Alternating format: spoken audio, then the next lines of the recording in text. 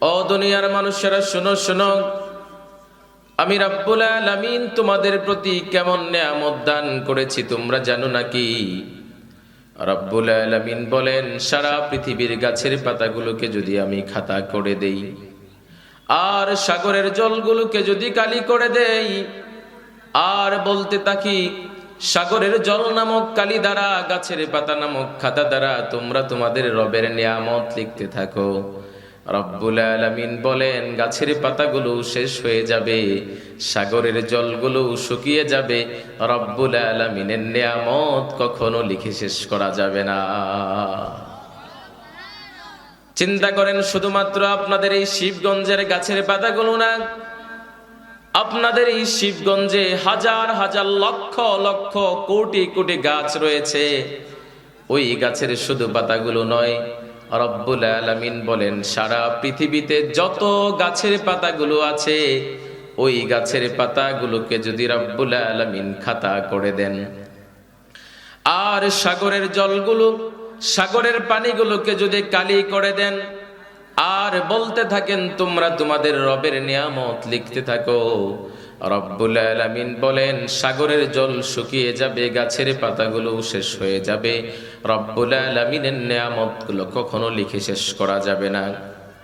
আপনি আপনার নিজের বডির দিকে চিন্তা করেন, আপনি আপনার শরীরের দিকে চিন্তা করেন, যেই রব্বুল আলামিন আপনাকে আমাকে এত সুন্দরভাবে, এত সুঠাম দেহের অধিকারী করলেন, রব্বুল আলামিন গোছালো ভাবে আমাকে সৃষ্টি করলেন। একটু গভীর মনোযোগ দিয়ে চিন্তা করুন, আপনার দুটি চোখ যদি সামনে না দিয়ে রব্বুল আলামিন পিছনে দিতেন কেমন হতো? আপনি যখন খাবার খেতে যেতেন, খাবার খাওয়ার সামনে খাবারগুলো হাতে নিয়ে পিছনের দিকে দেখতে হতো খাবারগুলো ভালো কি খারাপ, এরপরে সামনে এনে খাবার খাওয়া লাগতো।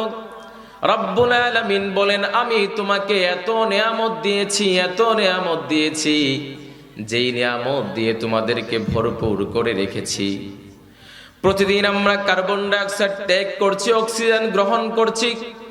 আপনাদের এই চাঁপাইনবাবগঞ্জের কোনো একটা হসপিটালে যদি যান, 1 ঘন্টা অক্সিজেনের দাম 20 থেকে 30 হাজার টাকা। রব্বুল আলামিন কোনোদিন বলেন নাই ও বান্দা জন্ম লগ্ন থেকে, রব্বুল আলামিন বলেন আমি যেই কোরআনুল কারীম দিয়েছি, ওই কোরআনুল কারীমের মধ্যে কোনো ভুল নাই, কোনো সন্দেহ নাই, কোনো সংশয় নাই। গোটা মানব জাতির হেদায়েতের জন্য মহান রব্বুল আলামিন এই কোরআনুল কারীম নাজিল করেছেন। জাহিলিয়াতের যুগে, অন্ধকারের যুগে মানুষরা যখন পাপাচার অশ্লীলতায় লিপ্ত থাকতো, ওই মানুষগুলা পাপাচার আর অন্যায় করতে থাকতো, ওই মানুষগুলাকে দিকহারা মানুষগুলা, পথহারা মানুষগুলাকে হেদায়েতের দিশা পাওয়ার জন্য বিশ্বনবী মুহাম্মদুর রাসূলুল্লাহ সাল্লাল্লাহু আলাইহি ওয়াসাল্লামকে রব্বুল আলামিন পৃথিবীতে পাঠিয়ে দিলেন। রব্বুল আলামিন বিশ্বনবীকে নবুয়ত দিলেন, ওই কোরআন যাও যাও গিয়ে কোরআনের বাণীগুলো প্রচার করো, কোরআনের দাওয়াত দাও। কোরআনের প্রচার প্রসারণা করতে আরম্ভ করলো। মক্কার কাফের কুরাইশ বেঈমানেরা এবার বলতে লাগলো, ও মুহাম্মদ তুমি তো পাগল হয়ে গিয়েছো, বাপদাদার ধর্ম ছেড়ে অন্য কোন ধর্ম নিয়ে এসেছো। মুহাম্মদ কি বলে? পাগল বলে। বিশ্বনবীকে তারা উপাধি দিয়েছে আল আমিন। বিশ্বনবী মুহাম্মদ সাল্লাল্লাহু আলাইহি ওয়াসাল্লামকে তারাই আল আমিন, সত্যবাদী উপাধি দেওয়ার পরে আবার বিশ্বনবী মুহাম্মদ সাল্লাল্লাহু আলাইহি ওয়াসাল্লাম যখন সত্য গ্রন্থ কোরআনুল কারীম নিয়ে আসলেন, ওই গ্রন্থ তারা মানতে রাজি না, ওই গ্রন্থ তারা মানতে রাজি না।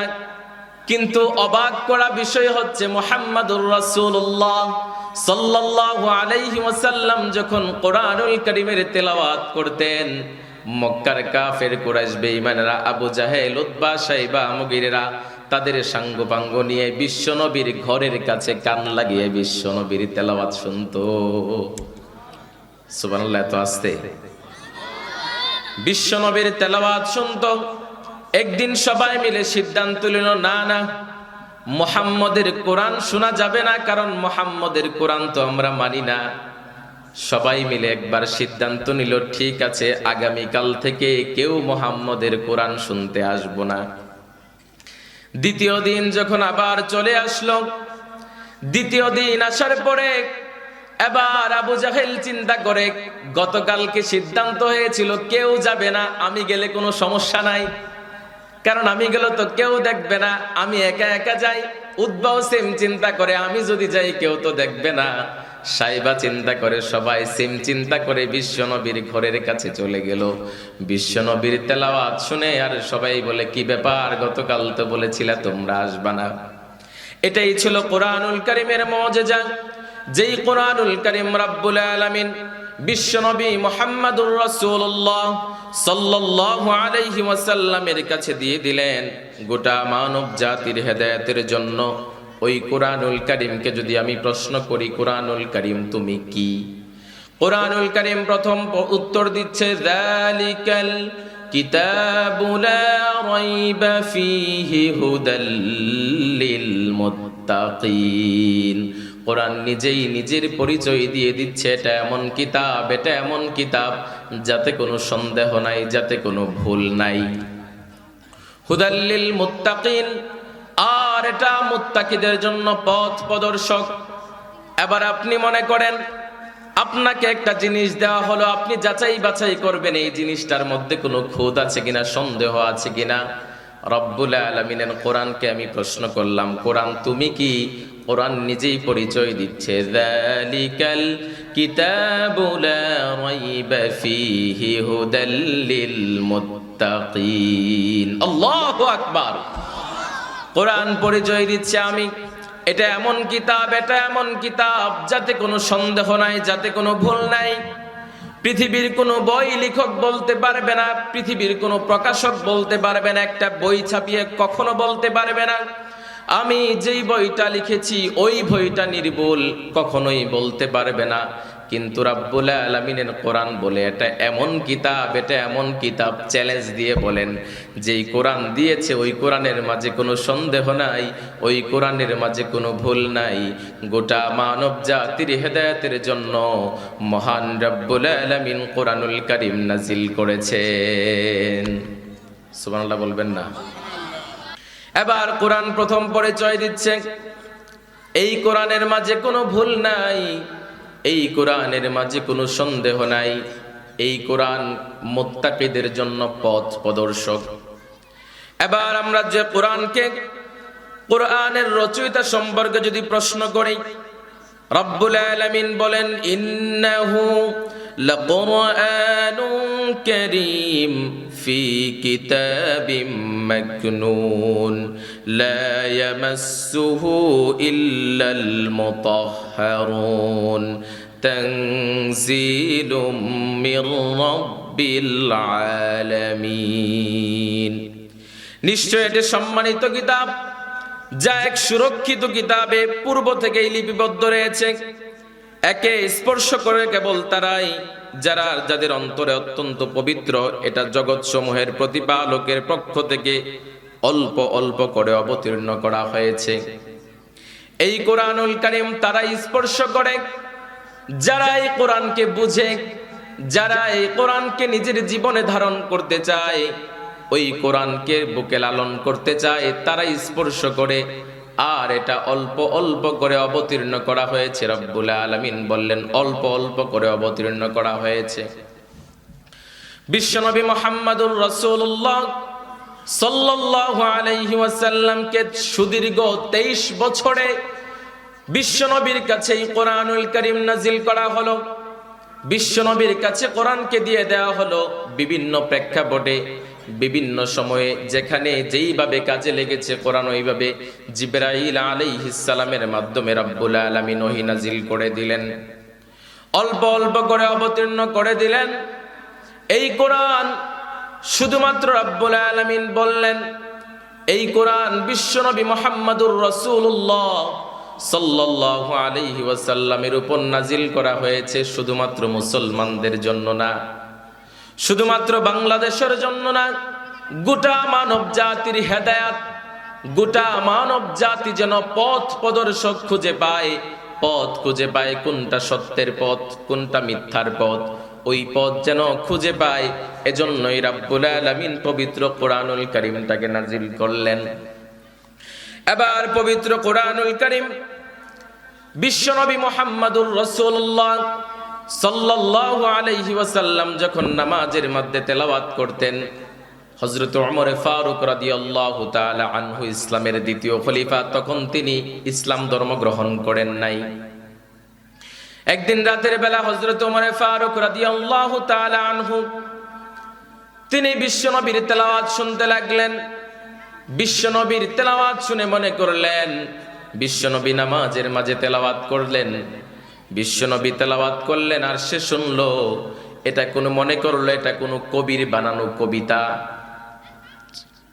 বিশ্বনবী যে আয়াতে কারিমা তেলাওয়াত করে, ওমর ফারুক রাদিয়াল্লাহু তাআলা আনহু মনে করে এটা মনে হয় কোনো কবির বানানো কবিতা। ইন দ্য মিন টাইম বিশ্বনবী যে আয়াতটা তেলাওয়াত করছিলেন, এটা কোনো কবির বানানো কবিতা নয়। চিৎকার মেরে বলুন সুবহানাল্লাহ। ওমর ফারুককে তো বিশ্বনবী দেখেন নাই, আবার যখন ওমর ফারুক চিন্তা করে যে এটা কোনো কবির বানানো কবিতা, ইন দ্য মিন টাইম বিশ্বনবী ওই আয়াতটা তেলাওয়াত করছেন যে এটা কোনো কবির বানানো কবিতা নয়। এবার ওমর ফারুক রাদিয়াল্লাহু তাআলা আনহু মনে করতেছেন মুহাম্মদ মনে গণক হয়ে গিয়েছে, মুহাম্মদ তো আমাকে দেখে নাই, মুহাম্মদ তো নামাজে আছে, মুহাম্মদ কিভাবে জানলো আমি মনে করলাম এটা কোনো কবির বানানো কবিতা। এবার মুহাম্মদুর রাসূলুল্লাহ সাল্লাল্লাহু আলাইহি ওয়াসাল্লামকে যখন ওমর ফারুক রাদিয়াল্লাহু তাআলা আনহু ভাবতে লাগলেন মুহাম্মদ মনে গণক হয়েছে, বিশ্বনবী ইন দ্য মিন টাইম যে আয়াতটা তেলাওয়াত করছিলেন এটা কোনো গণকের বানানো গণনা নয়। সুবহানাল্লাহ, আসতে বলবেন সুবহানাল্লাহ। সবগুলো একসাথে নিয়ে বাড়িতে গিয়ে বলেন সুবহানাল্লাহ। হযরত ওমর ফারুক রাদিয়াল্লাহু তাআলা আনহু বিশ্বনবী মুহাম্মদুর রাসূলুল্লাহ সাল্লাল্লাহু আলাইহি ওয়াসাল্লামের ওই তেলাওয়াত দিয়ে হযরত ওমর ফারুক রাদিয়াল্লাহু তাআলা আনহুর হৃদয়ে ধাক্কা লাগিয়েছিল। এটা ছিল ওমর রাদিয়াল্লাহু তাআলা আনহুর দ্বিতীয় ধাক্কা। এজন্য আমি বলি সূরা হাক্কা দিয়ে ওমর রাদিয়াল্লাহু তাআলা আনহুকে আল্লাহ দিয়েছেন ধাক্কা। সূরাতুল হাক্কা দিয়ে হযরত ওমর ফারুক রাদিয়াল্লাহু তাআলা আনহুর অন্তরে আল্লাহ ধাক্কা দিয়েছেন। ইমানের নূরকে রাব্বুল আলামিন জাগ্রত করতে আরম্ভ করছিলেন। হযরত ওমর ফারুক রাদিয়াল্লাহু তাআলা আনহু এতটা ঘোর বিরোধিতা ছিল, এতটা ঘোর বিরোধিতা ছিল যেটা মক্কার কাফের কুরাইশ বেঈমানেরা পর্যন্ত সবাই অবাক হয়ে যেত, এতটা ঘোর বিরোধিতা করত। হযরত ওমর ফারুক রাদিয়াল্লাহু তাআলা আনহু বিশ্বনবীকে যখন কতল করতে গিয়েছিলেন, হত্যা করার জন্য, মক্কার বড় বড় লিডাররা বলেছে কে পারবা মুহাম্মদের গর্দান মুহাম্মদের কল্লা আমাদের কাছে এনে দিতে, তাকে 100 লাল উট আমরা প্রদান করব। হযরত ওমর তখন ইসলাম ধর্ম গ্রহণ করেন নাই, রাঙা তরবারি হাতে নিয়ে বললেন আমি মুহাম্মদের গর্দানটা নিয়ে আসব। হযরত ওমর ফারুক রাদিয়াল্লাহু তাআলা আনহু তিনি চলতে লাগলেন, মুহাম্মদের দরবারে চলে যাবেন। এমন টাইমে একজন সাহাবী বলে ও ওমর তুমি কোথায় যাও তো রাগান্বিত অবস্থায়? বলে মুহাম্মদের গর্দান আনতে। বলে মুহাম্মদের গর্দান যে তুমি আনতে যাইবা তোমার ঘরের অবস্থা জানো নাকি? বলে ঘরের কি অবস্থা? ওই সাহাবী ডাক দিয়ে বলে ও ওমর তোমার ঘরের অবস্থা তুমি জানো না, গিয়ে দেখো তোমার বোন ফাতেমা এবং তার ভগ্নিপতি দুইজনে ইসলাম ধর্ম গ্রহণ করেছেন। বলুন সুবহানাল্লাহ। হযরত ওমর ফারুক রাদিয়াল্লাহু তাআলা আনহু এই কথা শুনে তার রাস্তা পাল্টে দিল, সে বোনের বাড়ির দিকে রওনা হলো। বোনের বাড়ির দিকে যখন গেল, এমন টাইমে হযরত ফাতেমা এবং তার স্বামীকে একজন সাহাবী কোরআনুল কারীমের তেলাওয়াত শেখাচ্ছিলেন। এমন টাইমে হযরত ওমর ফারুক রাদিয়াল্লাহু তাআলা আনহু দরজায় করাঘাত করলেন। দরজা খোলার জন্য বললেন, রাগান্বিত অবস্থায়। অনেকক্ষণ পর তার বোন ফাতেমা দরজাটা খুলে দিল। খুলে দেওয়ার সাথে সাথে তাকে পিটাতে আরম্ভ করলো, মারতে আরম্ভ করলো, সারা শরীর রক্তাক্ত হয়ে গেল। বোনের প্রতি ভাইয়ের ভালোবাসা অনেক বেশি যখন দেখলো বোনের শরীরটা রক্তে জর্জরিত হয়ে গেল, তার মনটা পরিবর্তন হয়ে গেল। মনটা পরিবর্তন হওয়ার পরে ফাতেমাকে ডাক দিয়ে বলে, ও বোন ফাতেমা, আমি মুহাম্মদের ধর্ম গ্রহণ করতে চাই, কি করতে হবে বলো? চলো, আমাকে নিয়ে চলো, মুহাম্মদের দরবারে নিয়ে চলো, মুহাম্মদের দরবারে নিয়ে চলো, আমি ইসলাম ধর্ম গ্রহণ করব। ফাতেমা রাদিয়াল্লাহু তাআলা আনহা তখন তিনি বললেন, ভাই তুমি পবিত্র হয়ে এসো, আমি তোমাকে আমাদের নবী বিশ্বনবী মুহাম্মদুর রাসূলুল্লাহ সাল্লাল্লাহু আলাইহি ওয়াসাল্লামের দরবারে নিয়ে যাব। হযরত ওমর ফারুক রাদিয়াল্লাহু তাআলা আনহুকে তার বোন ফাতেমা বিশ্বনবীর দরবারে নিয়ে যাচ্ছেন। এমন টাইমে সাহাবায়ে কেরামরা বিশ্বনবীর সাথে বসা, বলে, ও নবী, ওমর তো আসতেছে। বলে, কোনো সমস্যা নাই, কোনো ভয় নাই। ওমর রাদিয়াল্লাহু তাআলা আনহু এসে বিশ্বনবীর হাত ধরে কালিমা পড়ে মুসলমান হয়ে গেলেন। পড়লেন, লা ইলাহা ইল্লাল্লাহু মুহাম্মাদুর রাসূলুল্লাহ সাল্লাল্লাহু আলাইহি ওয়াসাল্লাম। হযরত ওমর ফারুক রাদিয়াল্লাহু তাআলা আনহু ইসলাম ধর্ম গ্রহণ করলেন। মক্কার এত বড় প্রভাবশালী ব্যক্তি, এত বড় লিডার হযরত ওমর ফারুক রাদিয়াল্লাহু তাআলা আনহু যখন ইসলাম ধর্ম গ্রহণ করলেন, এবার বিশ্বনবীকে ডাক দিয়ে বলেন, ও নবী, আমরা কি সত্য ধর্মের উপরে আছি কিনা? বলে, হ্যাঁ, আমরাই সত্য ধর্মের উপরে আছি। বলে, আমাদের যে আল্লাহ আছেন তিনি কি সত্য না? বলে, হ্যাঁ, আমাদের আল্লাহই সত্য। বলে, যে আপনি যে নবী, আপনি কি সত্য না? বলে, হ্যাঁ, আমি নবী, আমি নিজে সত্য। হযরত ওমর ফারুক রাদিয়াল্লাহু তাআলা আনহু ডাক দিয়ে এবার বলেন, ও মুহাম্মদ সাল্লাল্লাহু আলাইহি ওয়াসাল্লাম, আমাদের ধর্মের গ্রন্থ যদি সত্য হয়, আপনি যদি সত্য হন, আল্লাহ যদি সত্য হয়, তাহলে এই ধর্মের কথা নিচু আওয়াজে কেন লুকিয়ে লুকিয়ে আমরা দিনের দাওয়াত দিব? না না না না, আমরা দিনের দাওয়াত আর লুকিয়ে দিব না, প্রকাশ্যে গিয়ে তাকবীরের সাথে মানুষকে জানিয়ে দিব, দিনের দাওয়াত দিব। বিশ্বনবী বললেন, ও ওমর, তুমি থামো। বিশ্বনবীর ওই দিনের কথা ওমর রাদিয়াল্লাহু তাআলা আনহু বললেন, না, আজকে আমি থামবো না। হযরত ওমর ফারুক রাদিয়াল্লাহু তাআলা আনহু 11 জন সাহাবীদের নিয়ে মক্কার চত্বরে গেলেন। মক্কার চত্বরে গিয়ে ডাক দিয়া বললেন, কে আছো? কে আছো? সন্তানগুলোকে এতিম করবে পারলে আমি ওমরকে থামাও। কে আছো? স্ত্রীগুলোকে বিধবা করবে পারলে আমি ওমরকে থামাও। ওই দিন হযরত ওমর ফারুক রাদিয়াল্লাহু তাআলা আনহুর আল্লাহু আকবারের ধ্বনিতে মক্কা নগরী প্রকম্পিত হয়ে গিয়েছিল। যুগ জামানা পাল্টে দিতে চাই না অনেকজন, এক মানুষে আনতে পারে জাতির জাগরণ। হযরত ওমর ফারুক রাদিয়াল্লাহু তাআলা আনহুর মতো নেতা যদি বাংলাদেশ কিংবা সারা পৃথিবীতে থাকতো, সারা পৃথিবীর সকল নিয়ম পাল্টে যেত। চিল্লা এখন ঠিক কিনা? আমাদের ওমরের মতো নেতার দরকার আছে না নাই? আমাদের এমন নেতার দরকার নাই।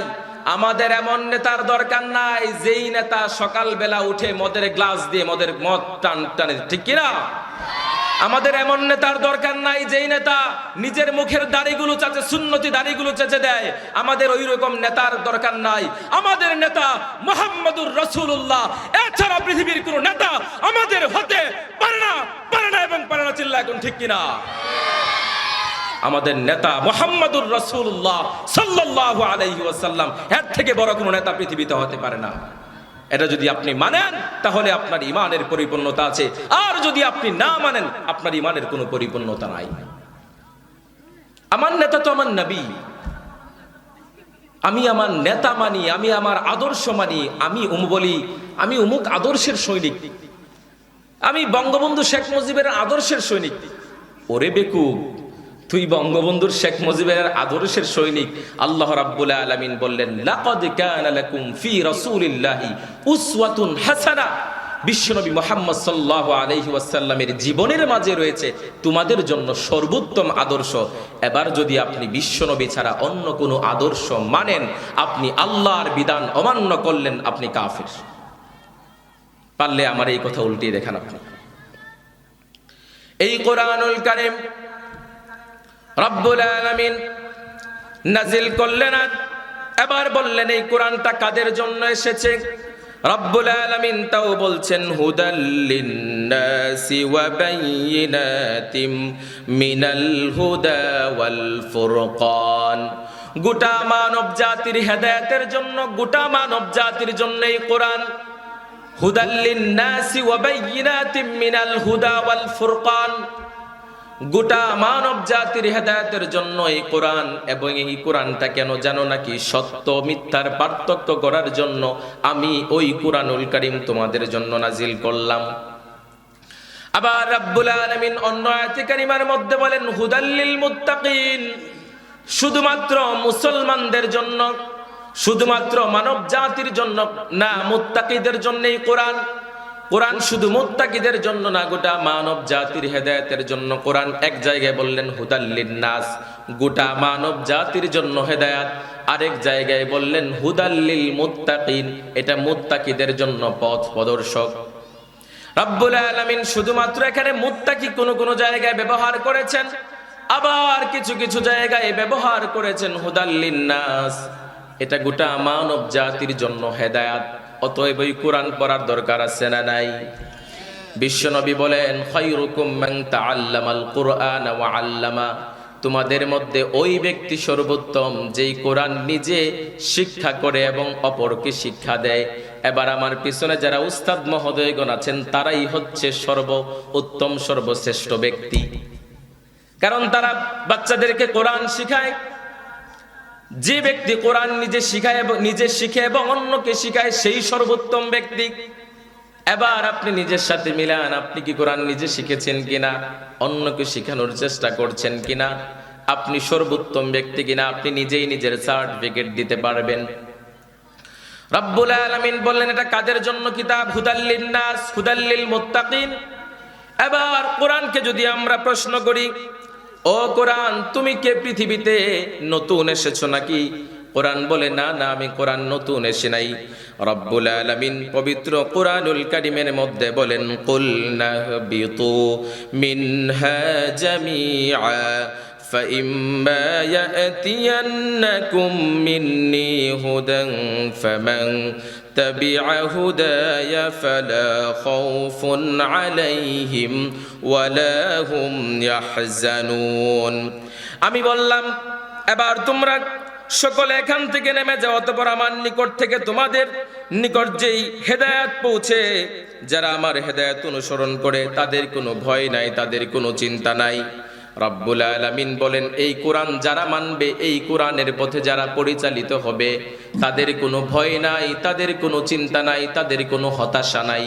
কারণ ওই মুমিন বান্দারা যারা কোরআনের অনুসরণ করে, রব্বুল আলামিন বলেন যারা কোরআনের অনুসরণ করে তাদের কোনো ভয় থাকবে না, তাদের কোনো চিন্তা থাকবে না। পৃথিবীর মানুষের প্রতি কোনো চিন্তা পৃথিবীর মানুষের কোনো ভয় থাকবে না। কে আমাকে কি বলল, আমি আল্লাহর বিধান অনুসরণ করার কারণে কে আমাকে কি বলল, কে বাধা দিল, ওইটা আমার দেখার বিষয় না। কারণ রব্বুল আলামিন নিজেই বললেন যারা মুমিন বান্দা, যাদের কাছে হেদায়েতের কিতাব এসেছে আর তা যারা পালন করবে তাদের কোনো ভয় নাই, তাদের কোনো চিন্তা নাই। এরপরে রব্বুল আলামিন বলেন ওয়াল্লাযীনা কাফারু ওয়া কাযযাবু বিআয়াতিনা উলাইকা আসহাবুন নার হুম ফিহা খালিদুন। রব্বুল আলামিন বলেন এই হেদায়েত হওয়ার পরে, আসার পরে, এই নিদর্শনাবলী আসার পরে যারা এই নিদর্শনাগুলিকে অস্বীকার করবে, দূরে ঠেলে দিবে, রব্বুল আলামিন বললেন তাদের জন্য জাহান্নাম, খালিদিনা ফিহা খালিদুন, তারা সেখানে চিরকাল অবস্থান করবে, তাদের জন্য চিরস্থায়ী জাহান্নাম। কিয়ামতের কঠিন ময়দানে জাহান্নামী ফেরেশতারা যখন জাহান্নামীদেরকে বলবে ও জাহান্নামীরা, দুনিয়ার এক মাঝে কি তোমাদের কাছে কোনো নবী আসে নাই? বলে না, আমাদের কাছে কোনো নবী আসে নাই।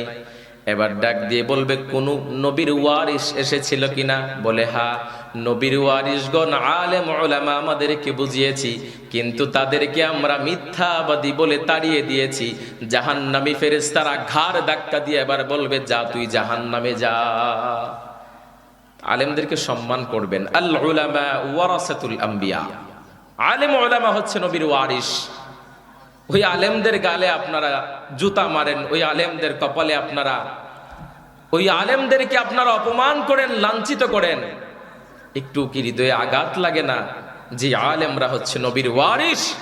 ওই আলেমদের উপরে আমরা কিভাবে আঘাত করি, গতকাল আপনাদের এই চাঁপাইনবাবগঞ্জের মাটিকে ধন্য করেছেন বিশ্বনন্দিত ইসলামিক স্কলার, আমাদের অত্যন্ত প্রাণের মানুষ, হৃদয়ের মানুষ ডক্টর মাওলানা মিজানুর রহমান আল আজহারি হাফিজাহুল্লাহ। তিনি গতকাল আপনাদের চাপায় এসেছেন না?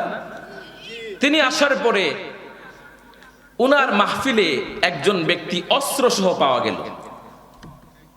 অস্ত্র পাওয়া যায় নাই।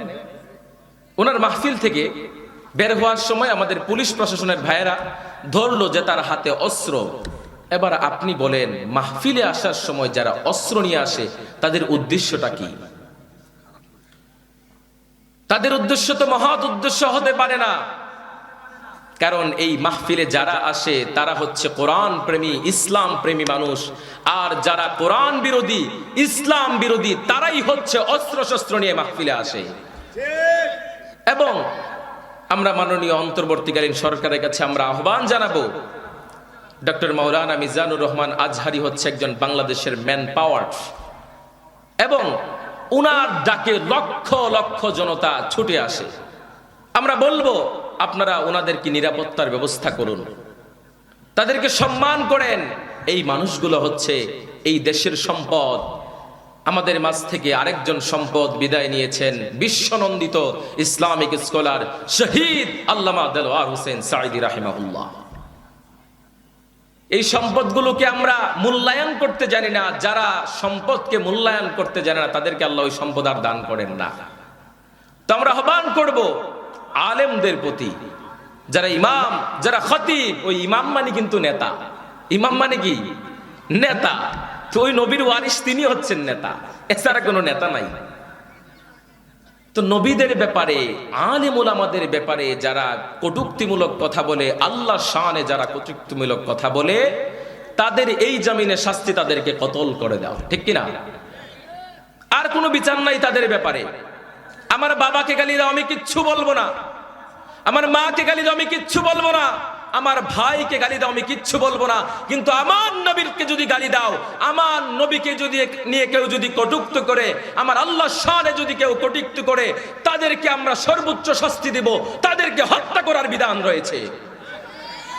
আল্লাহ এবং তার রাসূলের শানে কটূক্তি করে ছাড় পেয়ে যায় এই দেশে। এই দেশ এখন আমাদের অবস্থানটা এমন হয়ে গিয়েছে, আমরা বিচারের আর কোনো আওতায় কাজ করি না। বিচার কোনো নাই। বিচার যত আছে সব আলেম ওলামাদের জন্য। বিচার আছে যারা নিরপরাধ মানুষ তাদের জন্য, আর অপরাধী মানুষদের কোনো বিচার নাই। আল্লাহ আমার এই দেশের মধ্যে তুমি শান্তি বরকত দান করো, আমিন। এরপরে রব্বুল আলামিন বলেন, এই কোরআনুল কারীম মীমাংসাকারী একটি কিতাব। যেই কোরআনুল কারীম, রব্বুল আলামিন বলেন, যেই কোরআনুল কারীম মানুষের মধ্যে মীমাংসা করে দেয়, মানুষের মাঝে বিভেদ রাখে না, মানুষদেরকে একত্রিত করে দেয়। রব্বুল আলামিন বলেন, হুদাল লিন্নাসি ওয়া বাইয়িনাতিম মিনাল হুদা ওয়াল ফুরকান। সত্য মিথ্যার পার্থক্য করে দেয় কোরআন, মীমাংসা করে দেয়। এই কোরআনের রব্বুল আলামিন বললেন, এই কোরআনটা হচ্ছে মীমাংসাকারী কিতাব। আবার রব্বুল আলামিন বলেন, তাবারাকাল্লাযী নাযালাল ফুরকানা আলা আবদিহি লিয়াকুনা লিল আলামিনা নাযীরা। মহিমাই সেই সত্তা যিনি তার বান্দার প্রতি মুহাম্মাদুর রাসূলুল্লাহ সাল্লাল্লাহু আলাইহি ওয়াসাল্লামের প্রতি সত্য ও মিথ্যার মধ্যে মীমাংসাকারী কিতাব নাজিল করলেন, যাতে তা বিশ্ববাসীর জন্য হয় সতর্ককারী। এবার আপনি আসেন, কোরআনুল কারীম হচ্ছে মীমাংসা করে দেয়। কোরআনুল কারীমের মধ্যে কোনো ভেদাভেদ নাই। ইসলাম মানলে আপনার কোনো ভেদাভেদ হবে না। আপনি চিন্তা করেন, আপনি যখন মসজিদের মধ্যে নামাজের মাঝে দাঁড়িয়ে যান, নামাজে যখন আপনি দাঁড়ান, নামাজের সাথে সাথে দাঁড়ানোর সাথে সাথে ধনী গরিব সব ভেদাভেদ ভুলে যায়, সবাই এক কাতারে দাঁড়িয়ে যায়। উনি আপনাদের এলাকার সমাজ সেবক, উনি দাঁড়িয়েছে এখানে, ওনার সাথে কোনো ফকির দাঁড়াতে পারবেন, এটা হয় না। ইসলাম এটাকে কখনো সমর্থন করে না। কারণ বলেন, ইসলাম বলে সবাই এক, সবাই একই রকম মানুষ। রব্বুল আলামিন এই কোরআনুল কারীম দেওয়ার মাধ্যমে মানুষদেরকে ভেদাভেদগুলো ভুলে দিয়েছেন, মীমাংসা করে দিয়েছেন। কার সাথে কিভাবে কেমন আচরণ করতে হবে এই কাজটা রব্বুল আলামিন জানিয়ে দিলেন। সালাত আদায়ের মাধ্যমে মানুষের মধ্যে অন্তরে ভালোবাসা তৈরি হয়ে যায়, সালামের মাধ্যমেও ভালোবাসা তৈরি হয়ে যায়। আপনি যখন ওনার সাথে দাঁড়াবেন, আমি যখন ওনার সাথে নামাজের মধ্যে দাঁড়াবো, আমাদের তিনজনের মধ্যে একটা ভালোবাসা রব্বুল আলামিন সৃষ্টি করে দিবেন। মনে করুন ওনার সাথে আমার ঝগড়া হয়েছে, 2 দিন ঝগড়া হওয়ার পরে আমি কথা বলি না, উনিও আমার সাথে কথা বলে না, আমিও ওনার সাথে কথা বলি না। উনিও আমাকে ঘৃণা করে, আমি ওনাকে ঘৃণা করি। যেই দিন একজন ব্যক্তি সালাম দিয়ে দিবে, ওই ব্যক্তির ভুলটা ভেঙে যাবে। এজন্য আমরা মীমাংসা করে দিব, লাগিয়ে দিব না, সবার মাঝে মীমাংসা করিয়ে দিব। মীমাংসা করাটা রব্বুল আলামিন বড় পছন্দ করেন এবং রব্বুল আলামিন বলেন এই কোরআনুল কারীম হচ্ছে মীমাংসাকারী কিতাব। রব্বুল আলামিন বলেন এই কোরআনুল কারীম হচ্ছে নূর। রব্বুল আলামিন বলেন কদ জাআকুম মিনাল্লাহি নূরুন ওয়া কিতাবুম মুবিন। আল্লাহর পক্ষ থেকে এক জ্যোতি এমন কিতাব এসেছে, সুস্পষ্ট তোমাদের জন্য বাণী। এই কোরআন হচ্ছে নূর, এই কোরআন হচ্ছে আলোক। বিশ্বনবী মুহাম্মদ সাল্লাল্লাহু আলাইহি ওয়াসাল্লাম ছিল আলোকবর্তিকা, এজন্যই বিশ্বনবীকে আলোকবর্তিকা বলা হয়। এখন আপনাদের সামনে একটা দৃষ্টান্ত দেই। একটা মোমবাতি এনে আমি যদি এখানে ধরিয়ে দিই, একটা মোমবাতি চিনেন? মোমবাতি যদি এখানে এনে ধরিয়ে দেই, এই মোমবাতি থেকে যদি আপনারা সবাই মিলে আগুন নেন, মোমবাতি থেকে আপনাদের মোমবাতি আগুন ধরিয়ে নেন, আমার মোমবাতির আগুনের কোনো কমতি হবে নাকি? কথা বলেন, কমতি হবে? বিশ্বনবী বলেন ওই মোমবাতিরা হচ্ছে আমি মুহাম্মাদুর রাসূলুল্লাহ সাল্লাল্লাহু আলাইহি ওয়াসাল্লাম। আলোকবর্তিকা দৃষ্টান্ত দিলাম এটা আপনাদের সামনে। বিশ্বনবী ছিলেন আলোকবর্তিকা, আর এই কোরআন হচ্ছে নূর। এই কোরআন কিভাবে নূর? রব্বুল আলামিন বলেন এই কোরআন যারা মেনে চলবে, কোরআন যারা বুঝবে, তাদেরকে অন্ধকার থেকে আলোর পথে রব্বুল আলামিন নিয়ে আসবেন। আল্লাহু ওয়ালিয়্যুল্লাযীনা আমানু ইউখরিজুনাহুম মিনান নূরি ইলাজ যুলুমাত। এই কোরআন হচ্ছে অন্ধকার থেকে আলোর দিকে নিয়ে আসে। কোনটা অন্ধকারের পথ? জাহান্নামের পথ অন্ধকারের পথ, আর জান্নাতের পথ আলোর পথ। রব্বুল আলামিন বলেন এই কোরআন যারা পড়বে, এই কোরআন যারা বুঝবে, এই কোরআন যারা মানবে, ওই মানুষগুলা অন্ধকার থেকে আলোর দিকে নিয়ে আসবে। এরপরে রব্বুল আলামিন বলেন এই কোরআন হচ্ছে শিফা। রব্বুল আলামিন বলেন ইয়া আইয়ুহান নাসু ক্বাদ জাআতকুম মাউইযাতুম মির রাব্বিকুম ওয়া শিফাউন লিমা ফিস সুদূর ওয়া হুদাও ওয়া রাহমাতুল লিল মুমিনিন। হে মানব জাতি, তোমাদের কাছে তোমাদের প্রতিপালকের পক্ষ থেকে এসেছে এক উপদেশ, অন্তরের রোগ ব্যাধি উপশম, মুমিনের পক্ষ থেকে হেদায়েত, রব্বুল আলামিনের পক্ষ থেকে এটা হেদায়েত, এটা শিফা। কোরআনটা হচ্ছে শিফা। যেমন সূরাতুল ফাতিহা, এটাও একটা শিফা। সূরাতুল ফাতিহা পরে যদি কেউ পানির গ্লাসের মধ্যে ফু দেয়, ঝাড়ফুঁক বলে আপনি যদি এটা খান, আল্লাহ তাআলা আপনাকে রোগ মুক্তি করবেন। কোরআনের কোন সূরা পরে যদি আপনি কোন পানির মধ্যে ফু দিয়ে খান, এটাও শিফা। আপনি কোরআন পড়ার সাথে সাথে, কোরআন যখন পড়ে আপনি পানির মধ্যে ফু দিলেন, ওই পানিটা যখন খাবেন, ওই পানিটা খাওয়ার সাথে সাথে রব্বুল আলামিন আপনাকে রোগ ব্যাধি থেকে মুক্তি করবেন। বারবার হুজুরের কাছে নিয়ে যাবেন না, হুজুর দেন একটু পানি পড়া দেন। আপনি নিজেই সূরা ফাতিহা যদি সহিহ শুদ্ধভাবে পড়তে পারেন, সূরা ফাতিহা পড়ে যদি আপনি পানির গ্লাসের মধ্যে ফু দিয়ে পানি খান, রব্বুল আলামিন আপনাকে শিফা দান করতে পারেন। এরপরে রব্বুল আলামিন বলেন ওয়া নুনাজ্জিলু মিনাল القرآن ما هو شفاء ورحمة للمؤمنين।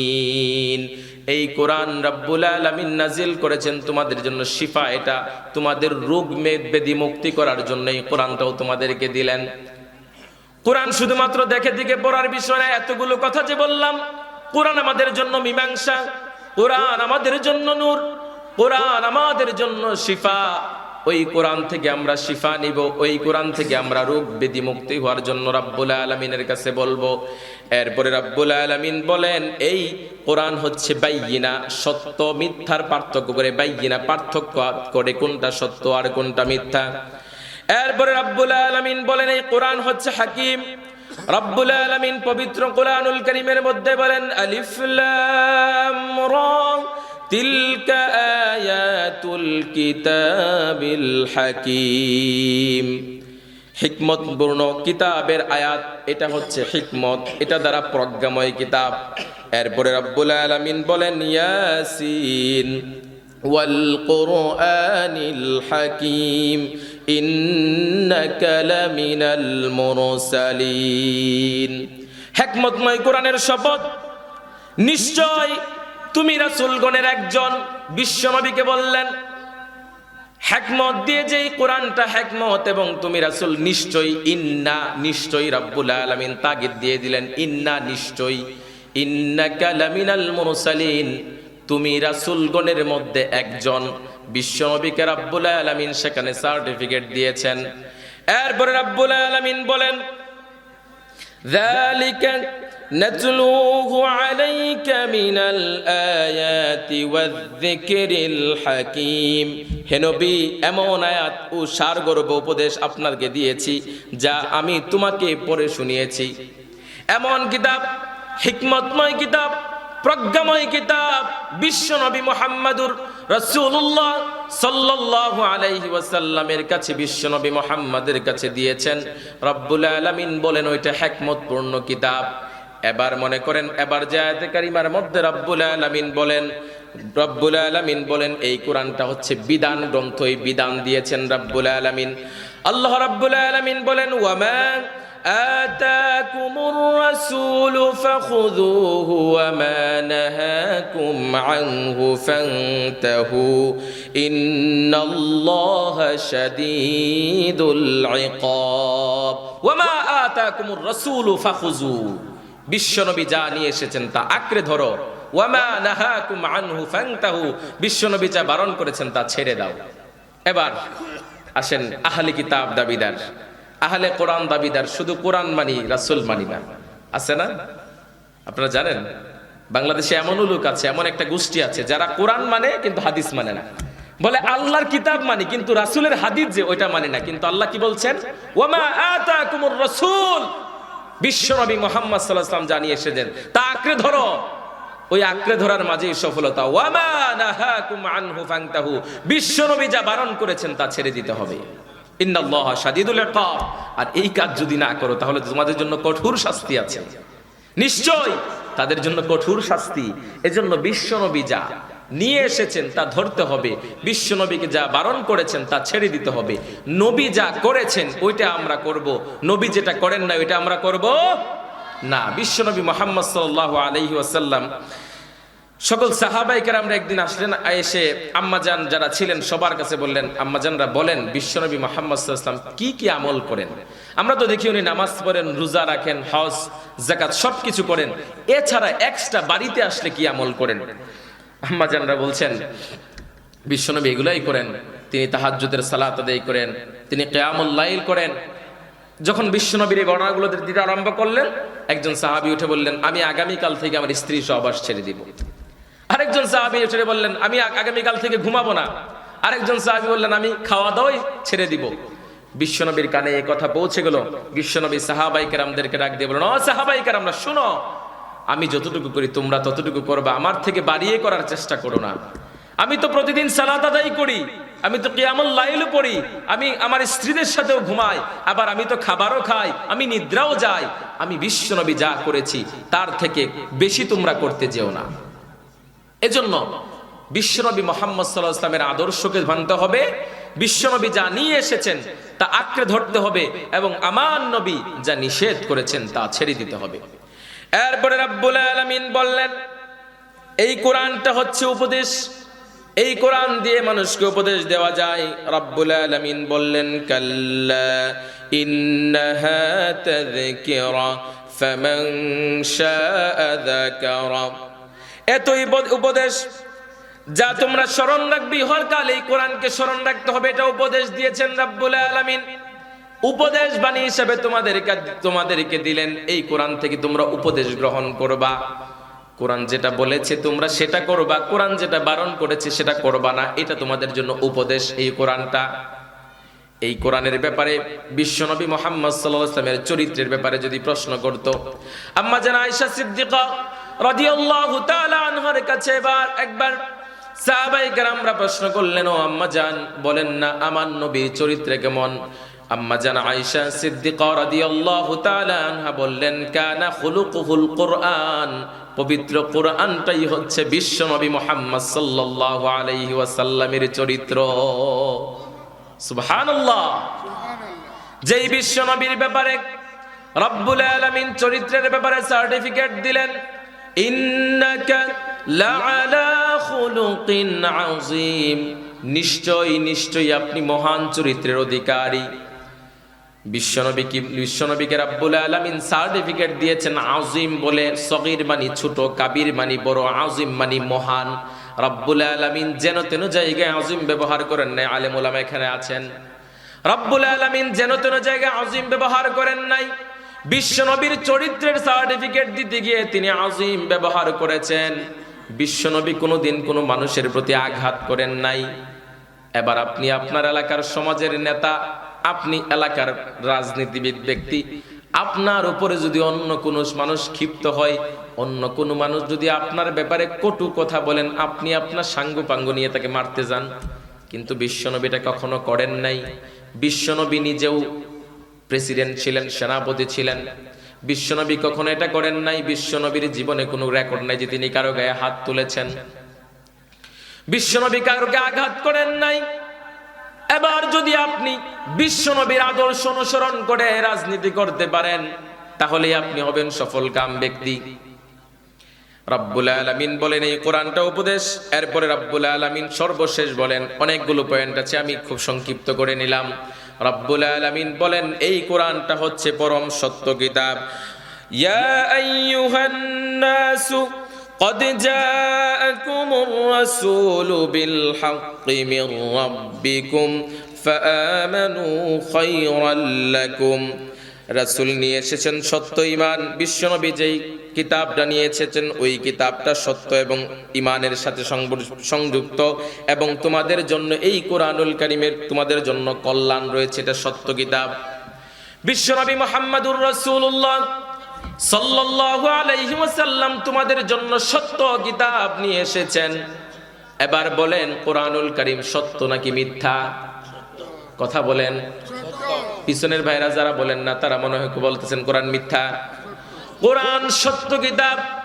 এবার আপনি কোরআনকে যদি আপনার হৃদয়ে লালন করতে পারেন, কোরআনকে যদি আপনি বাস্তব জীবনে প্রয়োগ করতে পারেন, রব্বুল আলামিন বলেন এই কোরআন যদি বাস্তব জীবনে আপনি কাজে লাগাতে পারেন, এই কোরআন যদি আপনি আপনার বাস্তব জীবনে প্রয়োগ করতে পারেন, রব্বুল আলামিন বলেন সেটাই তোমার জন্য সফলতা।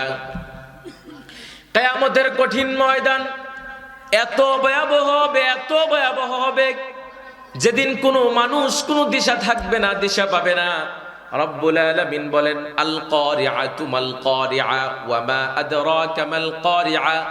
আল কারিআ বিকট আওয়াজ। কি আওয়াজ? বিকট আওয়াজ হবে। আল কারিআ মহাপ্রলয়, বিকট আওয়াজ। মাল কারিআ তুমি কি জানো এটা কি? ওয়া মা আদরাকা মাল কারিআ, এই কারিআ সম্পর্কে, বিকট আওয়াজ সম্পর্কে তোমরা এই সম্বন্ধে তোমরা কিছু জানো?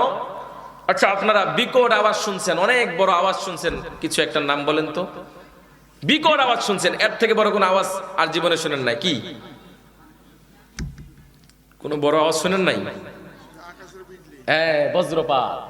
বজ্রপাত বজ্রপাত যখন হয় তখন আমাদের অন্তরে কি হয়? কম্পন হয়, সৃষ্টি হয়ে যায়। হযরত ইসরাফিল আলাইহিস সালামকে রব্বুল আলামিন নিয়োজিত করে রেখেছেন, সিংহে একটা নিয়ে দাঁড়িয়ে আছেন আরশের দিকে তাকিয়ে। আল্লাহ তাআলা কখন পারমিশন দিবেন? এই যে রাত এখন একটা পার হয়ে গেছে, এখনো ইসরাফিল আলাইহিস সালাম সিংহা নিয়ে দাঁড়িয়ে আছেন।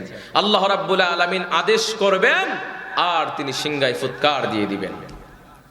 মহাপ্রলয় হয়ে যাবে, সেদিন মানুষগুলা বিক্ষিপ্ত হয়ে যাবে। ইয়াউমা ইয়াকুনুন নাসু কাল ফারাশিল মাবসুত, মানুষগুলা বিক্ষিপ্ত পতঙ্গের মতো দৌড়াদৌড়ি আরম্ভ করবে। মানুষগুলার কোনো হুঁশ থাকবে না। মানুষগুলা বিক্ষিপ্ত পতঙ্গের মতো দৌড়াদৌড়ি আরম্ভ করবে। মানুষগুলার কোনো হুঁশ থাকবে না। মানুষগুলা বলবে পালাবো কোথায়? মা তার সন্তানকে রেখে পালিয়ে যাবে। 3 মাসের বাচ্চা পেটের মাঝে, ওই মা জানে ও তার সন্তানটা এখনো পরিপক্ক হয় নাই, ওই মা ওইখানে ডেলিভারি হয়ে যাবে। ওই মা দৌড়তে আরম্ভ করবে। ওই দিন পালানোর কোনো জায়গা থাকবে না। ওয়াতাকুনুল জিবালু কালইহনিল মানফুশ, পাহাড় পর্বতগুলো ধুলার মতো তুলার মতো উড়তে থাকবে। এবার চিন্তা করেন, আপনাদের এই এলাকার মাঝে যদি কোনো পাহাড় থেকে, ওই পাহাড়গুলো, এই বাড়িগুলো, এই বিল্ডিংগুলো, যা কিছু দেখেন সকল কিছু দুলার মতো তুলার মতো উড়তে থাকবে। রব্বুল আলামিন অন্য সূরার মধ্যে বলেন, ইযা যুলজিলাতিল আরদু জিলজালাহা ওয়া আখরাজাতিল আরদু আথকালাহা ওয়া ক্বালাল ইনসানু মা লাহা। ইযা যুলজিলাতিল আরদু জিলজালাহা, যখন পৃথিবী প্রবলভাবে কম্পন সৃষ্টি হবে। ওয়া আখরাজাতিল আরদু আথকালাহা, জমিন তার ভারটা ছেড়ে দিবে। ওয়া ক্বালাল ইনসানু মা লাহা, মানুষ বলবে এর কি হয়েছে, এর কি হয়েছে। সেদিন জমিন তার ভারটা ছেড়ে দিবে। ওই দিন কিয়ামতের দিন কি অবস্থা হবে এবার একটু বুঝেন। যেদিন পৃথিবীতে দেখার মতো কেউ থাকবে না, পৃথিবীতে আপনাকে দেখার মতো কেউ থাকবে না, আপনাকে কেউ ডাকবে না। যেদিন সবাই সবার কাজ নিয়ে ব্যস্ত, সবাই সবার মতো ব্যস্ত, কেউ কারো দিকে তাকানোর মতো সময় পাবে না। বিশ্বনবী বর্ণনা করছেন, কিয়ামতের কঠিন ময়দানে সবাই উলঙ্গ অবস্থায় থাকবে। আম্মা জান আয়েশা সিদ্দিকা রাদিয়াল্লাহু তাআলা আনহা বলেন, ও নবী, ওই দিন কি আমিও সেম অবস্থায় থাকবো নাকি? বলে হ্যাঁ। বিশ্বনবী বলেন, সেদিন কারো দিকে কারো কোনো নজর থাকবে না। মানুষগুলো চিৎকার করবে আর বলবে, ইয়া নাফসি ইয়া নাফসি, আল্লাহ আমাকে বাঁচাও, আল্লাহ আমাকে বাঁচাও, আমাকে বাঁচাও, আমাকে বাঁচাও। আমরা সবাই হযরতে আদম আলাইহিস সালাতু ওয়াস সালামের কাছে চলে যাব, বলবো, ও আমাদের আদি পিতা আদম, সহ্য হচ্ছে না। সূর্যটা মাথার আধা হাত উপরে, জমিনটাকে তামা করে দেওয়া হয়েছে। সূর্যের আলোতে মাথার মগজগুলো কানের ছিদ্র দিয়ে, নাকের ছিদ্র দিয়ে ভাতের মারের মতো পড়তে আরম্ভ করে। হযরতে আদম আলাইহিস সালামকে ডাক দিয়ে বলবে, ও আমাদের আদি পিতা আদম, আর সহ্য হচ্ছে না, আর সহ্য হচ্ছে না।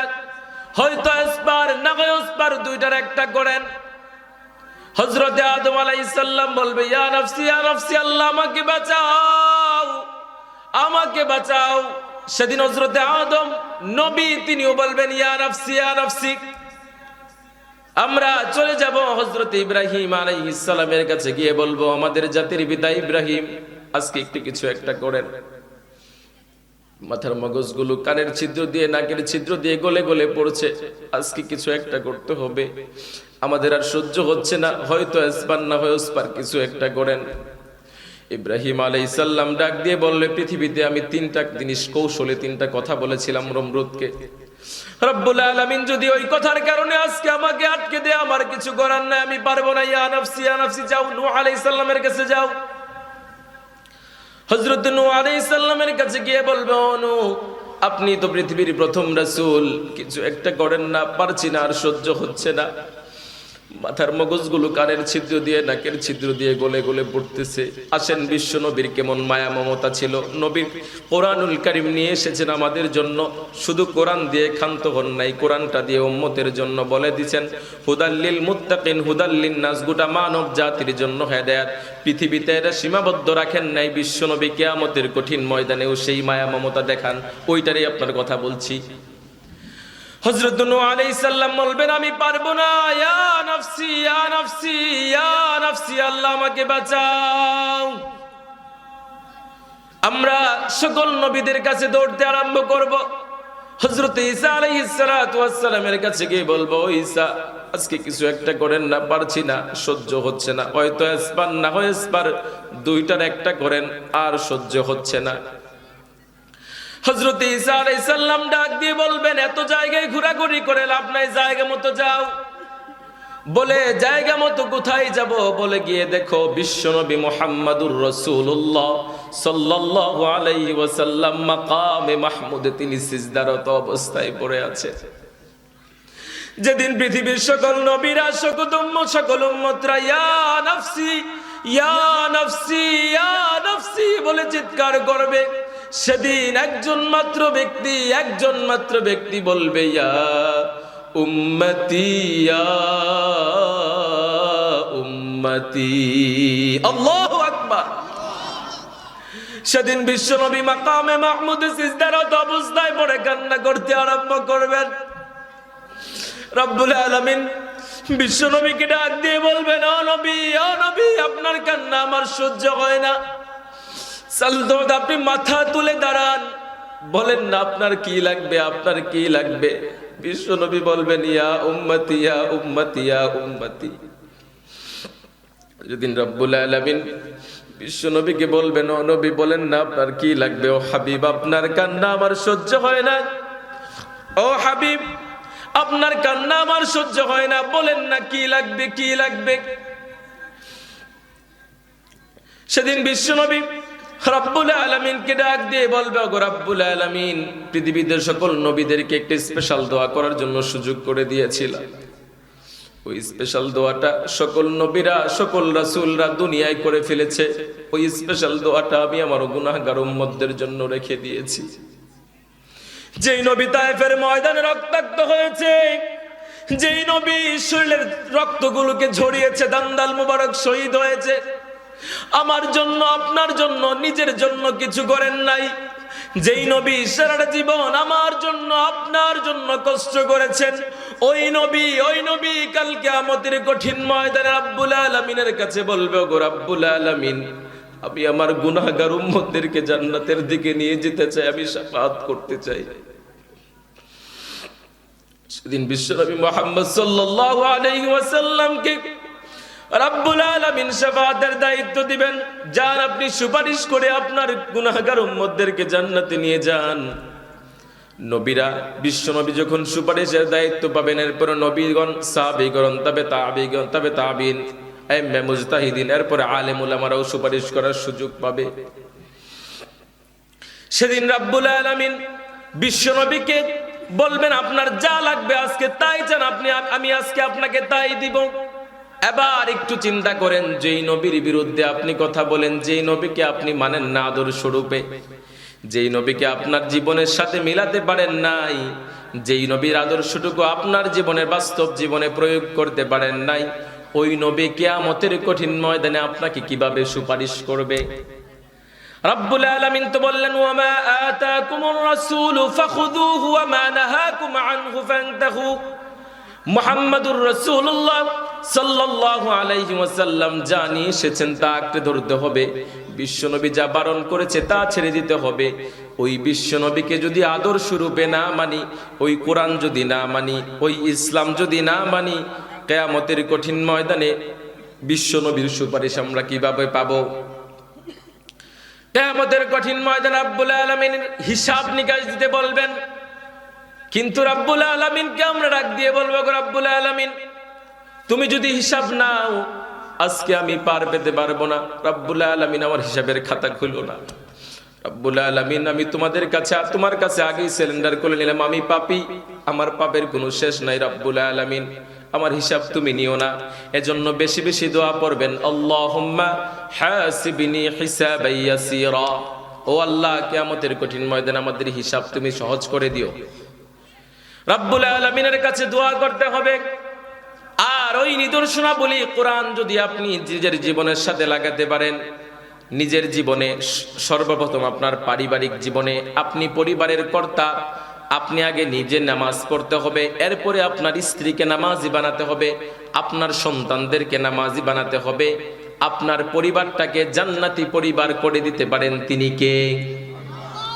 এই মজলিসের মধ্যে আবার যদি বলি, আপনাদের সন্তানদেরকে আপনারা কোনোদিন পানি এগিয়ে দিয়েছেন কিনা নামাজের জন্য?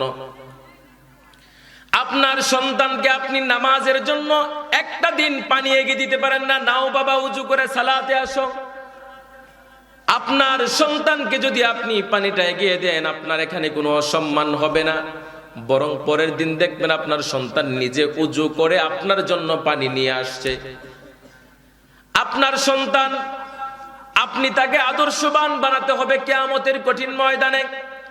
আপনাকে এসে দাঁড় করিয়ে দেবে আল্লাহর কাছে, রব্বুল আলামিন আমার বাবা দুনিয়া আমাকে দিন শিক্ষা দেয় নাই, ইলম শিক্ষা দেয় নাই, এজন্যই তো এই মাদ্রাসাগুলো দ্বীনের জন্য, ইলমের জন্য। আপনার সন্তান যদি আপনি দ্বীনি ইলম শিক্ষায় শিক্ষিত করতে পারেন, আপনার সন্তানকে যদি হাফেজে কোরআন ও আলেম বানান, আপনি শেষ বয়সে বৃদ্ধাশ্রমে যাওয়া লাগবে না, কারণ তার ভিতরে দ্বীনের শিক্ষা আছে। এবার আপনি আপনার পারিবারিক জীবনে আপনি কোরআন লাগান, আপনার সামাজিক জীবনে আপনি সামাজিক নেতা। আপনি যখন সমাজ পরিচালনা করেন, কোরআন দিয়ে আপনি সমাজটাকে পরিচালনা করেন। বিশ্বনবীর আইনগুলো ফলো করেন, বিশ্বনবী কিভাবে সমাজ পরিচালনা করেছে। যদি না জানেন সমাজ বিশ্বনবী কিভাবে পরিচালনা করেছেন, আপনাদের ইমাম সাহেবের কাছে যাবেন, গিয়ে এই যে নবীবুর রহমান সাহেবের কাছে গিয়ে বলবেন, হুজুর বলেন না সামাজিক কাজ করতে হলে বিশ্বনবীর আদর্শ অনুযায়ী কোরআন অনুসারী কিভাবে করতে হবে, আমাকে একটা চার্ট লিখে দেন। উনি লিখে দিবেন।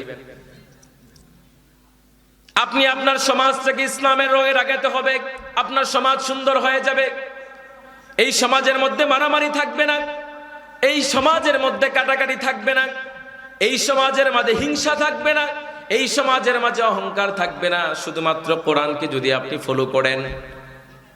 এই যে গত 48 ঘন্টার রিপোর্ট দেখলাম, গত 48 ঘন্টায় বাংলাদেশে 17টা দর্শন হয়েছে। কয়টা? কথা বলেন। 17টা। এই যে একটু আগে যখন মাহফিলে উঠলাম, এরপর কিছুক্ষণ আগে নিউজ দেখলাম যে গত 48 ঘন্টায় 17টা ধর্ষণ বাংলাদেশে হয়েছে। এবার মনে করেন এই ধর্ষণের জন্য দায়ী কারা? প্রথম নিজের বাবা মা সুশিক্ষায় শিক্ষিত করতে পারে নাই, সমাজ, রাষ্ট্র এরপরে দায়ী। দর্শন করে এই মানুষটার মাথায় চিন্তা আসে কি করে? আবার একটা কাজ করবেন, আপনার সন্তানদেরকে, আমরা তো নিজেদের সন্তানদেরকে সবসময় পিছনে ঘুটিয়ে রাখি, সন্তানদেরকে আলি বিয়ে করাই না, বলি বাবা বিয়ে করলে বউরে খাওয়াইবি কি? ওর রিজিক তো আল্লাহ তাআলা দিয়ে দিয়েছেন। আর যুবক ভাইরাও, তারা কাজ করে খেতে হবে, কর্ম করতে হবে। একটা চায়ের দোকান দিয়ে বসা, আল্লাহ তাআলা ওইখান থেকে আপনাকে রিজিকের ব্যবস্থা করবেন। এই দর্শন যে কত মারাত্মক, এবং এই দর্শনের কারণে পাথর দিয়ে, ইট দিয়ে তাকে মারার জন্য আদেশ করেছেন, যে দর্শনের শাস্তি, জিনার শাস্তি। এই কাজগুলো আমরা করব না। আবার এই পরবর্তীতে নিউজ, কি নিউজ? দর্শনের অভিযোগ, দর্শনের প্রতিবাদ করতে গিয়ে একজন মহিলা লাইভে এসে সে তার সবকিছু দেখিয়ে সে দেখাচ্ছে যে এভাবে মানুষকে ধর্ষণ করে। তো দর্শনের প্রতিবাদ তো এমন হওয়া উচিত না। ধর্ষণের প্রতিবাদ হবে আমার মায়ের বোনের ইজ্জত রক্ষার জন্য আমরা প্রতিবাদ করব, মিছিল করব, মিটিং করব, সমাবেশ করব। লাইভে এসে একজন মহিলা নিজেকে প্রদর্শন করে দর্শনের প্রতিবাদ করতে পারে না। প্রতিবাদ হবে রাস্তায়। আমার মায়ের ইজ্জত নিয়ে, আমার বোনের ইজ্জত নিয়ে খেলা করতে পারবে না। যাকে ধর্ষণ করা হয়েছে সেও একজনের মা অথবা হবে একজনের বোন। আপনি যারা দর্শন করে, যারা এই যে প্রিজিং করে, আমার যুবক ভাইয়েরা, আমি আপনাদের পায়ে হাত দিয়ে বলি, যারা রাস্তাঘাটে আমাদের মায়েদেরকে টিজ করেন, আমার বোনদেরকে টিজ করেন, পায়ে হাত দিয়ে বলি, দুইটা হাত জোর করে আপনাদের কাছে অনুরোধ করি, ওই দিকে যখন তাকাবেন, টিচ করবেন, একবার আপনার মায়ের দিকে আপনি তাকান, আপনার মায়ের দিকে একবার তাকান। যেই মেয়েটাকে আপনি টিচ করছেন সেও একদিন কারো না কারো মা হবে। আপনি যে তার প্রতি এই বিরূপ আচরণ করছেন, আপনার হৃদয়ে একটু কলিজাকে আঘাত লাগে না? আপনি আপনার মায়ের দিকে তাকান। আজকে আপনার মাকে যদি কেউ টিচ করে অথবা আপনার বোনকে যদি কেউ টিচ করে, আপনি গলা টিপে মারতে দ্বিধাবোধ করবেন না। কিন্তু আপনি যে অন্যের প্রতি আপনি বিরূপ আচরণ করলেন, অন্যের প্রতি আপনি দোষ করলেন, এটা কোনো সমস্যা নাই। আল্লাহর হস্তে কোরআন বুঝুন, হাদিস বুঝুন। কোরআন দিয়ে রাষ্ট্র পরিচালনা হোক, সমাজ পরিচালনা হোক, এই দেশ পরিচালনা হোক। আমরা চাই কি চাই না? কথা বলেন, চাই কি চাই না? কারা কারা চাই? হাত তুলে আল্লাহকে দেখায়, আল্লাহ তুমি আমাদের হাতগুলো কবুল করো, পড়ো না আমিন। এবং আমাদের সামনে রমাদান, এই রমাদানের গুরুত্বপূর্ণ কিছু প্রস্তুতি প্রয়োজন। সামনের যে রমাদান মাস, আল্লাহ রাব্বুল আলামিন এই রমাদান মাস শুধুমাত্র রমজানের রোজা আমাদের জন্য ফরজ করেন নাই, বরং পূর্ববর্তীগণ যারা ছিল তাদের জন্য রোজাকে রাব্বুল আলামিন কি করেছিলেন? ফরজ করেছে। রোজা কয়টা? 29 অথবা 30টা আমরা রোজা রাখি, তাই না? আমাদের কারো পূর্ববর্তী যারা ছিল জাতিগত, তাদের ছিল 15টা, কারো ছিল 10টা, কারো ছিল মৌনতার রোজা, চুপ থাকার রোজা। সারাদিন খাইতে পারবে, সব করতে পারবে, কিন্তু কথা বলতে পারবে না। যেমন হযরতে ঈসা আলাইহিস সালাতু ওয়াস সালামের আম্মা জান হযরতে মারিয়াম আলাইহিস সালাম, মারিয়াম আলাইহিস সালাম যখন ঈসা আলাইহিস সালাম পৃথিবীতে আসলো, ঈসা আলাইহিস সালামের কিন্তু বাবা নাই, জানেন আপনারা? হযরতে ঈসা আলাইহিস সালাম পবিত্র বাবা ছাড়া পৃথিবীতে জন্মগ্রহণ করেছেন আল্লাহর কুদরতি ভাবে। তো ঈসা আলাইহিস সালাতু ওয়াস সালাম যখন পৃথিবীতে আগমন করলো, ঈসা আলাইহিস সালামকে নিয়ে যখন মা মারিয়াম আলাইহিস সালাম বের হলেন, ওই মারিয়াম আলাইহিস সালামকে বিভিন্ন জন কটু কথা বলতে আরম্ভ করলেন। আল্লাহ বললেন, মারিয়াম, তোমাকে যখন কেউ কটু কথা বলবে তখন তুমি ঈসার দিকে আঙ্গুল দিয়ে তাকিয়ে দিবে। এটা হচ্ছে তিনি বলছেন ওই দিন মৌনতার রোজা। কারো কারোর জন্য মৌনতার রোজা ছিল, কারোর জন্য 10 দিনের রোজা, কারো জন্য 15 দিনের রোজা। এভাবে করে আমাদের শুনতে এটা ভালো লাগে, আল্লাহ তাআলার কাছে আমরা কৃতজ্ঞতা জানাই এবং ভালো লাগে এই জিনিসটা শুনলে, যে আল্লাহ শুধুমাত্র রোজা এই মুহাম্মদী উম্মতের জন্য ফরজ করেন নাই, পূর্ববর্তী যারা ছিল তাদের জন্য রোজা ফরজ করেছেন। এটা যুগ যুগ ধরে হয়ে আসছে, উম্মতের মাঝে এটা প্রচলন আছে। এই রোজা আমাদের রাখতে হবে এবং এই রোজার মাধ্যমে আমাদের আত্মশুদ্ধি করব, আমরা তওবা করব, ইস্তিগফার করব, আমরা রমজানের প্রস্তুতি নিব। আমার যে ব্যবসায়ী ভাইরা আছেন, আপনাদের কাছে অনুরোধ, এই যে আজকে কত তারিখ? 23 তারিখ, 24 তারিখ, হয়তোবা 28 তারিখ দিবাগত রাত্রে হয়তো আমরা তারাবি পড়তে পারি যদি চাঁদ দেখি। আমার ব্যবসায়ী ভাইরা যারা দোকানদার, তারা গুদামজাত করে রাখবেন না। গুদামজাত করে রাখে, রমজান যখন আসে তখন দামটা বাড়ায় দেয়। এখন মানুষ কিনতে বাধ্য, খাইতে বাধ্য, খাইতে হবে, রমজানের রোজা রাখতে হবে। এই কাজটা কখনো করবেন না, এটা আপনি তাদের উপর জুলুম করতেছেন। ব্যবসায়ী ভাইরা, এই প্রস্তুতি না, আপনার প্রস্তুতি হবে আপনি কম দামে মাল কিনে আনেন, এনে আপনার এলাকার মানুষদের কাছে সাশ্রয়ী মূল্যে আপনি বিক্রি করেন। এর প্রতিদান দিবেন কে? ব্যবসায়ী ভাইরা, খুব গভীর মনোযোগ, এই কাজটা 100% করবেন। আল্লাহ তাআলা আপনার ওই কাজের মধ্যে সদকা হিসেবে কবুল করে নেবেন। এরপরে আমরা যারা আছি, আমাদের আত্মশুদ্ধি হওয়া প্রয়োজন। এই রমাদানের রোজার মাধ্যমে আমাদের নিজেদেরকে আত্মশুদ্ধি করব, আমাদের নিজেদের দিলকে পরিষ্কার করব। দেখবেন রমজানের রোজা আসার পরে অনেক মানুষ নামাজের মধ্যে আসে মসজিদে, রমজান শেষ তাদেরকে হারিয়ে যায়। এই রমজান তো এটার জন্য আসে না। রমজানের রোজা পাওয়ার পরে যে তার গুনাহগুলো ক্ষমা করাতে পারলো না, বিশ্বনবী বললেন তার উপর লানত। ওই মানুষের মতো ক্ষতিগ্রস্ত মানুষ পৃথিবীতে আর কেউ হতে পারে না। এজন্য রমজানের রোজা পাওয়ার পরে যে ব্যক্তি তার গুনাহগুলো ক্ষমা করাতে পারলো না, সে তো ক্ষতিগ্রস্তের মাঝে নিমজ্জিত। অতএব রমজান এসেছে আমাদেরকে আত্মশুদ্ধি করার জন্য, রমজান এসেছে আমাদেরকে ইউটার্ন নিয়ে ফিরে আসার জন্য। আমরা কাজ করব আল্লাহর জন্য, আল্লাহর সাথে সামঞ্জস্যতা রাখবো, তাকওয়া অর্জন করবে। রমাদান আমাদেরকে শিক্ষা দেয় তাকওয়া, আল্লাহর ভয়। আপনি সারাদিন সকাল সুবহে সাদিক থেকে একদম সূর্যাস্তের আগ পর্যন্ত আপনি যে সাওম পালন করেন, সকল প্রকার পানাহার, স্ত্রী সহবাস সবকিছু থেকে যে বিরত থাকেন, মনে করেন আমি এই কার বাসায় ছিলাম, ওনার বাসায় খাওয়া দাওয়া করলাম, এখন মনে করুন আমি রোজা, এই সকাল দিন, এখন দিন, তাহলে ওনার বাসায় যদি খাওয়া দাওয়া করে আসি লুকিয়ে লুকিয়ে, উনিও দেখলো না, ওনার পরিবারের কেউ দেখলো না, শুধু আমি খেলাম, খাওয়ার পরে বাহিরে এসে যদি বলি আমি রোজা রাখছি, আপনারা বিশ্বাস করবেন না? অবশ্যই বিশ্বাস করবেন। তাহলে আল্লাহ রাব্বুল আলামিন তো দেখেছেন যে আমি রোজাদার নাকি রোজাদার না।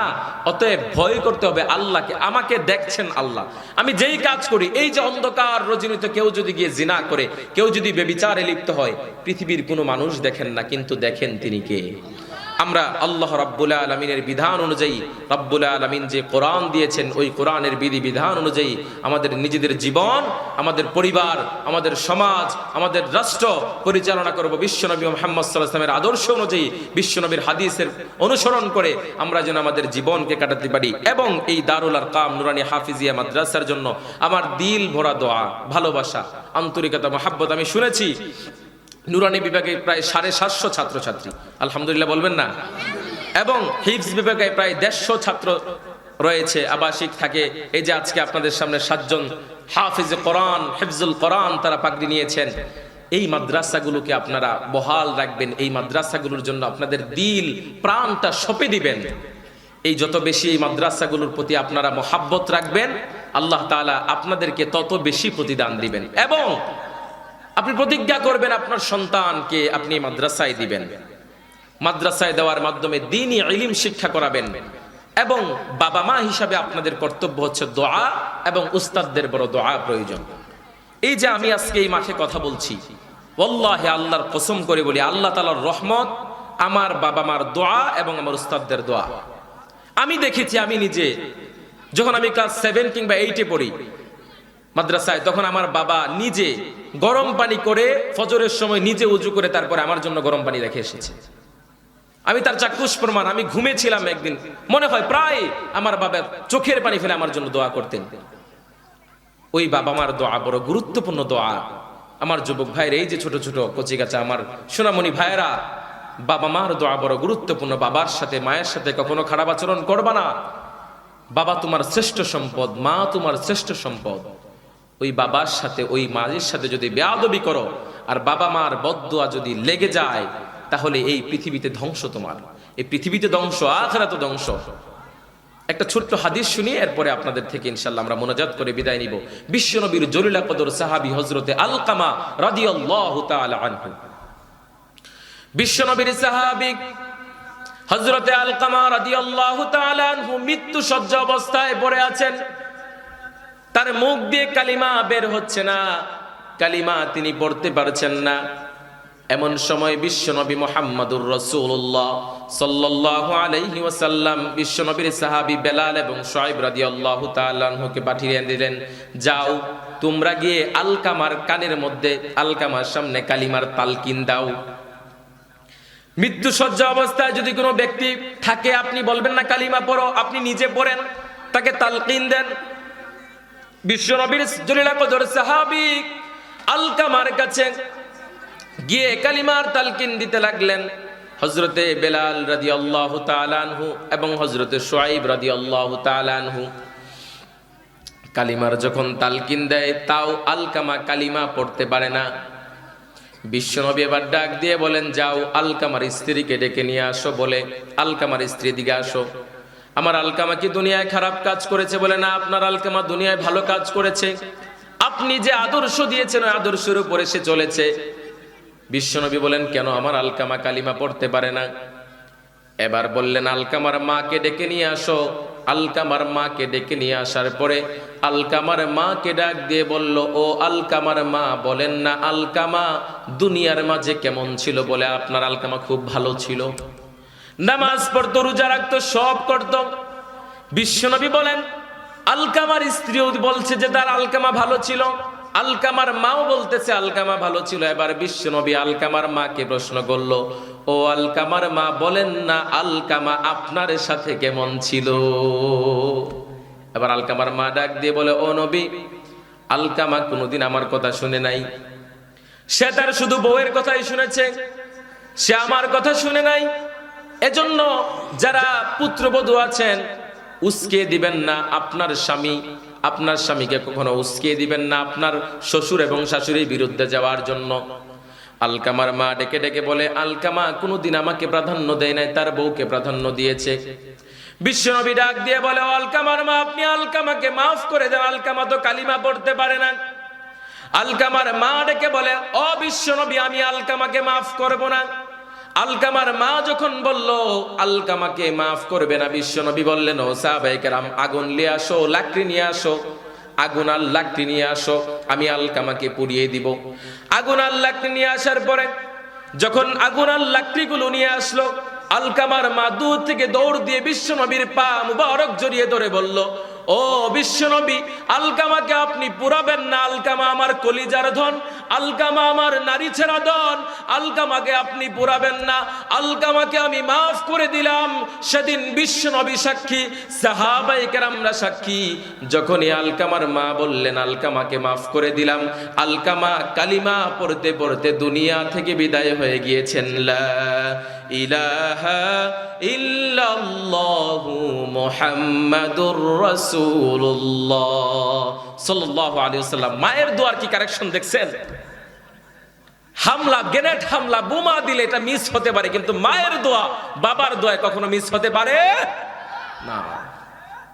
সারা পৃথিবীর আলেমরা যদি একটা গ্লাসের পানির মধ্যে সমস্ত কোরআন পড়ে ফু দেয়, আর আরেকটা গ্লাসের মধ্যে আপনার বাবা কিংবা মা যদি শুধু বিসমিল্লাহ বলে ফু দেয়, আল্লাহর কসম করে বলি আপনার বাবা মার ওই বিসমিল্লাহ পড়া পানিটাই আপনার জন্য কার্যকর হয়ে যাবে। আপনার বাবা মা আপনার সবচেয়ে বড় পীর। কই পীরের কাছে যান? কোন পীরের কাছে যান দোয়া আনতে? আপনার বাবা মশারি ছাড়া থাকে, আপনি যান পীরের দরবারে গিয়া মশারি দিতে। ওই পীর মরে কবরের নিচে পচে গলে অবস্থা খারাপ, ওই পীরের কাছে যায় মশারি দিতে।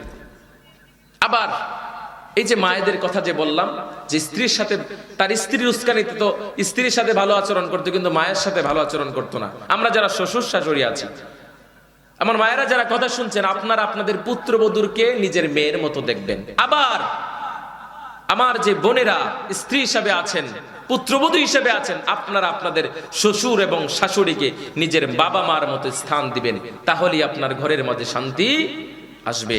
আল্লাহ তাআলা আমাদেরকে কবুল করুন। যে কথাগুলো বললাম, আল্লাহ তাআলা প্রথমে আমাকে এবং আপনাদের সবাইকে আমল করার তৌফিক দান করুন। আমিন।